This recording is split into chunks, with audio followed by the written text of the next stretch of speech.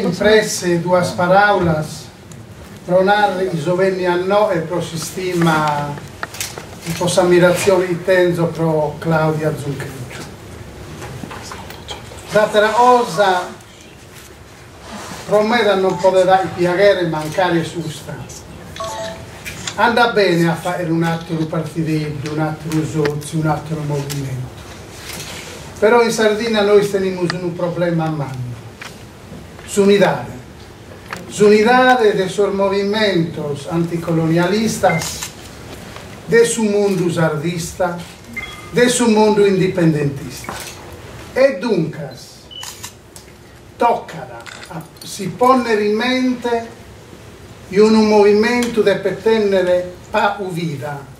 As importante è a morrere, può nascere e una vinzas a livello politico, istituzionale, elettorale. E io sono interessato alle elezioni, mi interesso di altre cose. Credo che i movimenti sono i più importanti di queste elezioni. Però sicuramente le elezioni risultano.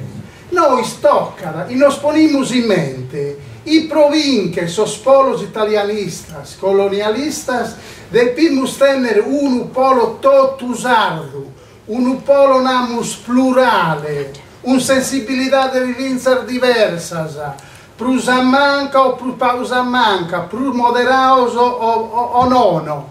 Però si non veste, esas elecciones comunales, provinciales, regionales, políticas, la possibilidad pro sos sardos de separare de averu su la grada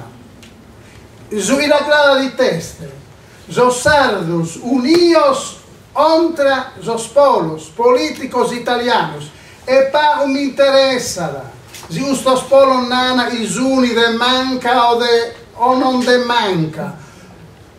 Deve essere chiaro, io tengo idee mera precisas. Mi considerano solo del manca, ma proprio del manca, ma non è giusto sul problema. Sul problema è che isa manca, i dobbiamo allegare noi, deve essere una manca sarda. E dunque, se non teniamo idea precisa, crasa, pusti crasa, di nos presentare unioso, a fare il movimento anda pure bene, però non basta. E dunque se io a Claudia e considero davvero una guerradora manna sarda, il suo problema non è tanto a irmaniare questo movimento, puro gusto, il suo problema è a ponne paris, a triballare per ponne paris, tutto sul mondo e all'allargare questo mondo.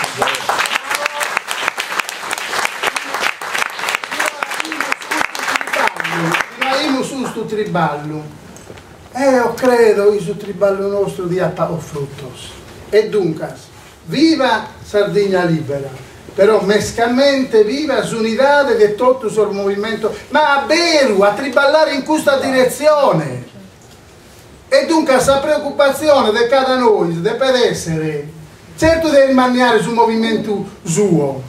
Io non so in nessun movimento, in nessun partidello, triballo provvisia da unità di questo movimento. Se no, noi non teniamo speranze, hanno benché sempre ustos aner dei steli, grazie. Bravo! Una domanda, volevo chiedere proprio a lei quanto è palpabile in Consiglio regionale la possibilità che appena arrivano le prime cartiere dell'IMU possano scoppiare le rivolte. Si risolverà da solo, perché l'Italia per salvarsi, Borghezio ha proposto di venderci, vendiamo la Sardegna, per cui non siamo più italiani, non so cosa saremo. Chi ci comprerà come isola, no? Borghezio ha detto vendiamo la Sardegna. Al Qatar ci stanno questa è una vendendo, cosa che si mette all'asta, no? Ci saranno grandi rivolte all'interno delle istituzioni, perché il mondo delle istituzioni è un mondo completamente a sé. Mentre la polizia caricava i pastori, dentro si discuteva di campi da golf. E questa è la Devo pure, ma poco tempo su quindi fatto impressa su questa amicizia che Denzo che in Claudia fa il sardo e mi pare che come sia un'ora e ho scritto, mi pare che sia una 20 anni fa, che un sonetto che narra, mi pare che come sia sola dell'autore Rapogarafola, come ischidave, sardo su ischidave, saraghina e sa sarda zenia, segade sa stroveas di una ia, liberos e unidos caminare, sa con tierra fora che la sade e non ti metas per una traschia, che su rivalgo esa democrazia d'ora dentro zibidas amistade, de sas mama su dolore subiantu, si mude de impaghe in amore, intonate a tenore gustugantu, minnu rosalimba su valore. Questa Sardegna nostra a vorti unida, a Sossardos dà l'eterna vita. Sono convinto che la Sardegna libera e indipendente funzioni se esiste il lavoro industriale. Perché? Perché il lavoro industriale, insieme al lavoro primario dell'agricoltura e della pastorizia, è il lavoro che crea ricchezza. Grazie alla ricchezza prodotta dal lavoro primario e dal lavoro secondario, noi possiamo permetterci, io posso permettermi di fare l'insegnante, il postino, lavorare nel settore terziario. Non è che la contestazione, questo voglio sottolineare, che la contestazione al lavoro industriale, così come fino ad oggi ci è stato imposto, debba trasformarsi in una contestazione generale del lavoro industriale. Io ritengo che la trasformazione dei prodotti dell'agricoltura in prodotti commerciabili, per esempio, il lavoro necessario a trasformare il prodotto della terra in un prodotto commerciabile, sia lavoro industriale. Trasformare, quindi non è l'industria l'oggetto del nostro contesto, no? Da questo punto di vista la ricchezza che noi abbiamo e che a Porto Torres per esempio in molte circostanze abbiamo anche ribadito, loro hanno allestito una zona industriale tragica, però come dire, fornita, no? Di vie, di accessi, di collegamenti all'acqua, del porto, tutto un lavoro dove si potrebbe realmente sviluppare un'industria a nostra dimensione. La cancellazione del lavoro industriale significa che è esattamente quello che lo Stato italiano in questo momento sta facendo nei confronti della Sardegna.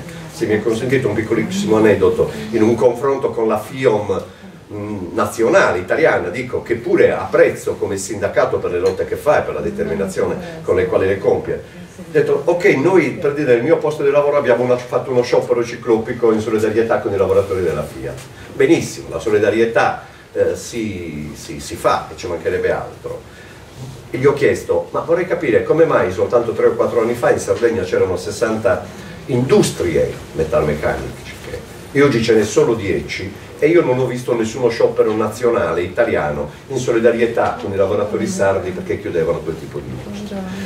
Il tipo non sapeva uscirci naturalmente, però il problema è questo, che anche la Sardegna libera che solidarizza col resto del mondo deve avere propri anche ambasciatori, e questo mi sembra molto interessante che è emerso nel mondo, voglio dire, intendendo per mondo anche l'Italia, perché non possiamo davvero noi erigere le mura di Berlino qua intorno.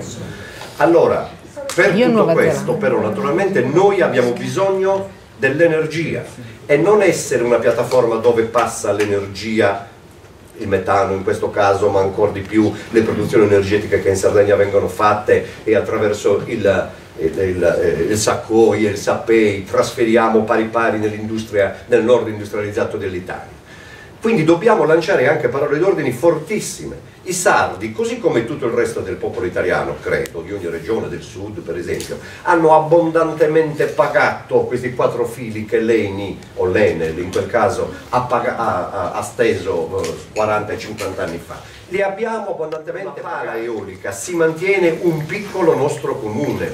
A Bortigiadas, dove io ho avuto l'occasione di salire su uno di questi aerogeneratori insieme a dei tecnici che ci spiegavano la questione, mi diceva questo aerogeneratore in questo momento sta producendo il doppio di quanto in questo momento Bortigiadas paga. Bortigiadas all'Enel, Bortigiadas è un paesino di 400 abitanti, giusto per capire, paga 1,5 milioni di euro.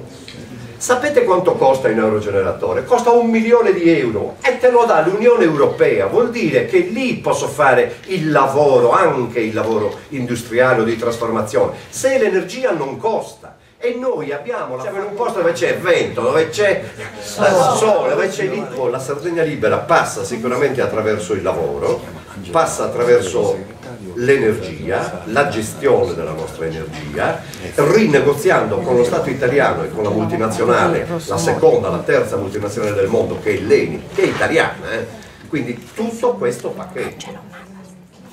Qualcuno mi ha fatto notare che non si è parlato del problema di Rossella Urru, che sembra che non c'entri nulla e c'entra molto.